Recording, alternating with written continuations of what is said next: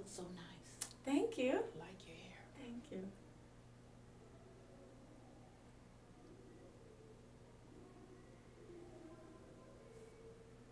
Peace and good day. Peace and good day. I'm so excited to be in your home again.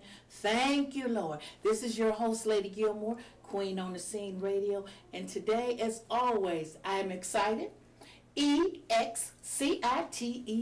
Excited to have a young lady that want to take time and spend time with me these past 30 minutes and share her accomplishments of following your dreams. I call her my new daughter. Everyone that know Lady Gilmore know how much I love my young people. I love my young people because they're so full of life and they keep me full of life. But that's enough for me. Right now, I'd like to introduce you to my new daughter, Maria Peydon. Welcome. Thank you so much. How are you? I'm well. How are you? Fine, excited. Good. Excited to be sitting next to you. And they are in for a mwah, surprise, aren't they? They are in for a surprise. They're in for a surprise to sit here, and we're just going to pretend like we're in our living rooms and the mansion that God gonna bless us with one day. That's right. And sitting there speaking to one another. Daughter, would you please tell us about Maria? Well, my name is Marie Antoinette Peydon. I am currently a contestant for Miss Black America for the Cleveland pageant that will be taking place June 26th at the Savinian Hall. Had to get that in. Oh, absolutely.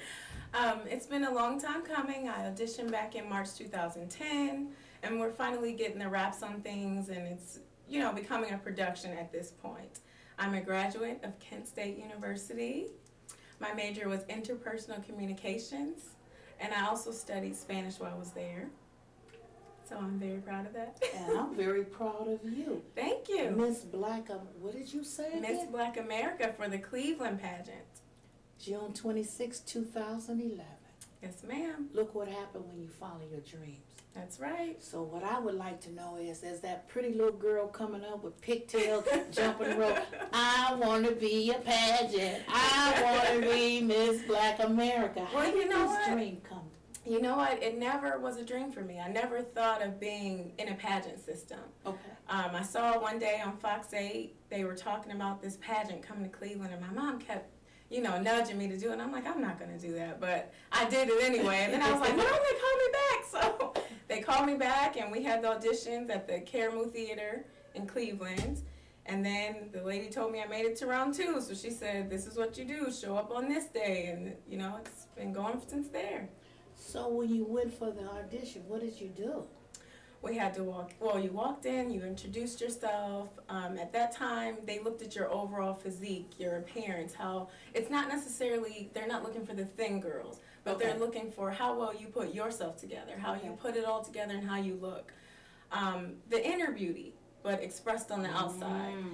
Also, I had to perform a talent, which my talent is the spoken word.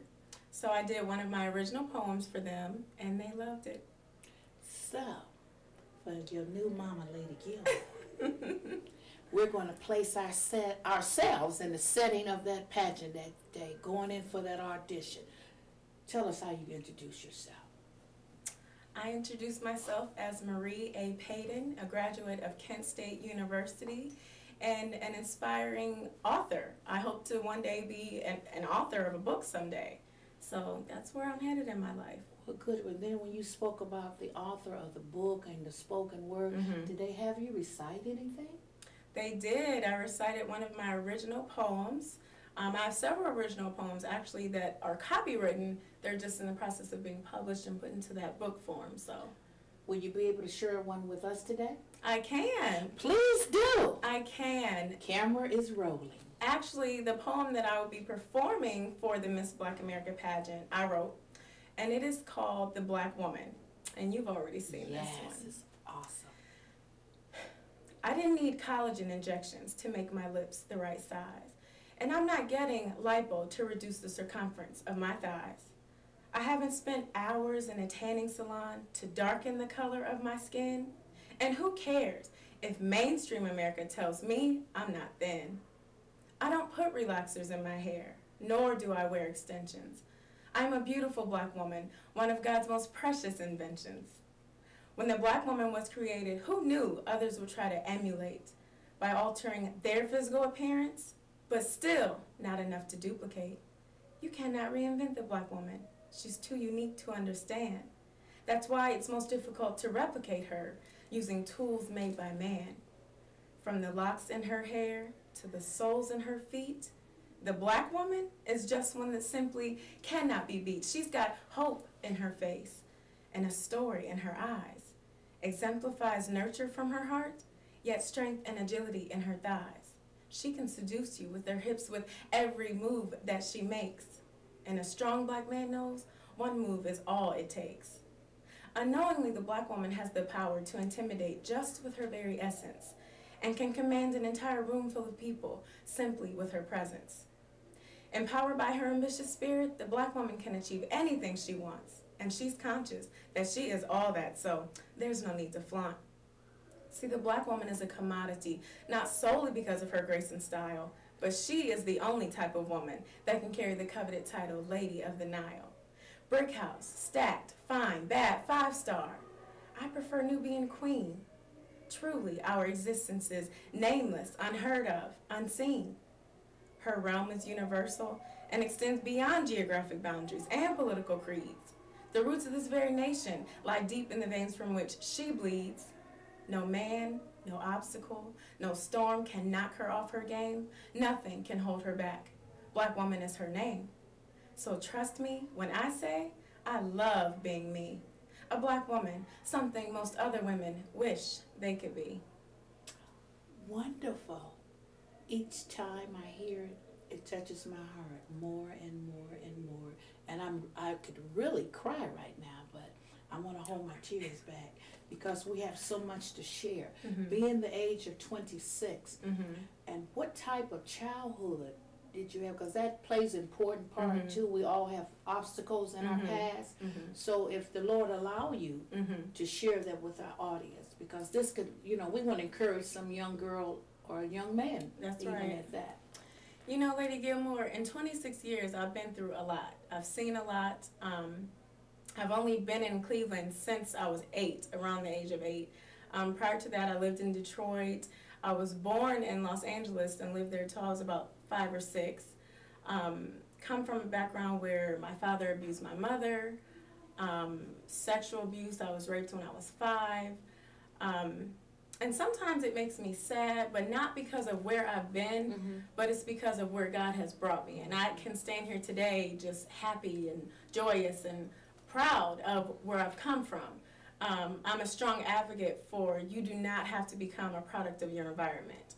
God has better plans for me. He has better plans for everyone. I don't think that just because bad things happen to you, that you have to carry that on into your life. And actually, that's my stepping stone. When I look back, it's because I don't ever want to go back there. So each day that I'm pushing forward and moving forward, I'm remembering where I was and where I could have been. I could have been dead. I could have been a statistic out here. I could have been, you know, but I'm here, a graduate. Who would have thought? I'm proud to say I have no children. You know, and my brother also is a college graduate. My sister, we're getting her there. We're getting her there. But it's always been the 3 of us. When we came to Cleveland, my aunt and uncle had adopted us. I was raised in Akron.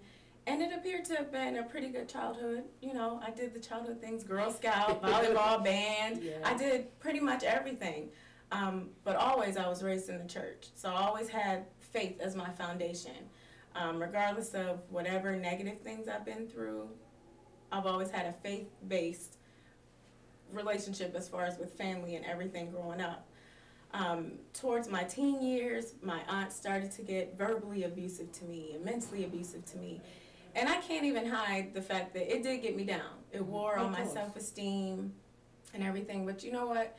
Instead of fighting back with, you know, negative things or retaliation, I fight back with strength, with hope, with joy, with peace of mind. God gives you peace of mind that surpasses all. And that's just what keeps me going. I want to become a cycle breaker. Senator Nita Turner came to my church and she was talking about we need to produce women and men in this day and age that are cycle breakers, breaking the cycle of teen parenting and parents that haven't graduated from high school or college, or, you know, breaking the cycles of rape and